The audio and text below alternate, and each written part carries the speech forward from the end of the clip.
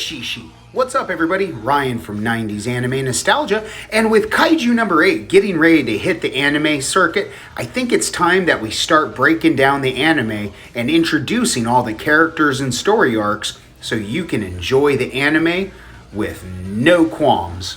So today I'm going to start at chapter 1 and just start breaking it down till we're all caught up. So, welcome Kafka Hibino to the crew. This is the main protagonist for Kaiju No.8, so get used to seeing him. So Kafka lives in a normal world where he works a 9 to 5, just like the rest of us. So when you open up Kaiju No.8, it starts off in space. Psych! Actually, we're dealing with a land that is strictly kaiju filled, and this is Japan. And we're going to be talking about not your regular Godzilla or Mechagodzilla or Pacific Rim or Evangelion-esque mech-type battles. We're dealing with real-life implications here. So we see the cleanup crews after the battles have finished. So this is where we get introduced to Kafka, and we see that he's with his Monster Sweeper Incorporated. You know, the second battle finally comes up after the dust settles, but in all essence, they're basically just a glorified kaiju cleanup crew. But on the opposite side of that, we start seeing the 3rd Division captain. And this is none other than Mina Ishiro. So we see that they were both friends growing up, and Mina ended up growing up to be a kaiju slayer.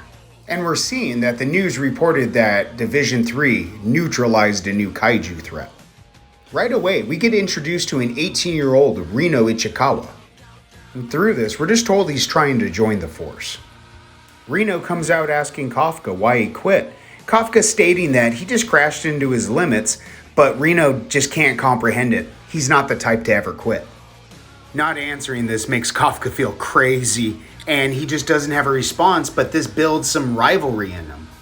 So over the course of the couple days, Kafka and Rino are forced to work together cleaning up the monster guts, where Kafka actually gives Rino some attaboys and some validations on a good job. This is where we see Rino actually thanking Kafka for helping him on that first day. So as Rino's leaving, he tells Kafka, go ahead and continue to just be a quitter, I don't really care. And Kafka actually thanks him for just being a better guy than he thought. All of a sudden, we see a kaiju blast out of the corpse they've been cleaning up. We see the look on Rino's face as it's coming for him, and he can't believe his eyes as the jaws are clamping down. With not a second to spare, Kafka dives in the way, saving Rino at the last possible second. Kafka finally saved Rino, but we see that this is a Yoju, so Kafka telling Rino, run for it, that he needs to get out of harm's way. Kafka stands up screaming at Rino, aren't you dead set on joining the defense force? You can't die here. So before Kafka even turns around, he knows he's outclassed, but that's when he starts thinking about his childhood, and a memory comes up of Mina, and this brings some happiness to his heart. These two have grown up in a world watching it destroyed by kaiju, so they both say, we're going to join the defense force. That's when Mina and Kafka decide that, you know what? Let's see who becomes the best officer, and we'll beat the kaiju together. Pan back to current, and Kafka's just thinking that it shouldn't have ended up like this.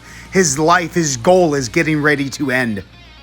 Rino dives back into the panel, stating that if I abandon you here, Kafka, I can never join the defense force. Get up! Kafka is watching all of his dreams go away. He's lost it all, and even a rookie took my job. Damn it! As the Yuja attacks, 5 massive holes scattered throughout the corpse. The two of them standing there in shock, and we hear in the background, target destroyed. There's a man down. Kafka's shocked by this. As he looks up, he sees Japan's defense force, the 3rd Division, proceeding with rescue. Pan away and we see Mina Ishiro, the captain for the 3rd Division, saying that we're going to sweep the area for any remaining kaiju. And this is when we pan to the Yokohama hospital, where Kafka and Rino are being treated for their injuries. Rino's laying there telling Kafka, I think you should join the defense force, but I really don't care. Kafka thanks Ichikawa and saying, you really are a stand-up guy. You know what? I'm going to shoot for the defense force one more time. All of a sudden, we see a winged small kaiju in the room with Kafka. Kafka is in shock by what he's seeing and he has no idea, but that's when we pan over. And replaced in the bed, we see a human-sized kaiju in the room with Reno. Ichikawa, scared, is screaming out for help, but we hear the kaiju saying, "Ichikawa, it's me. It's me, I'm telling you. Don't back away." The chapter ends with an alert going off, both of them deciding that they need to flee the hospital. And there ends the chapter of the man who became a kaiju.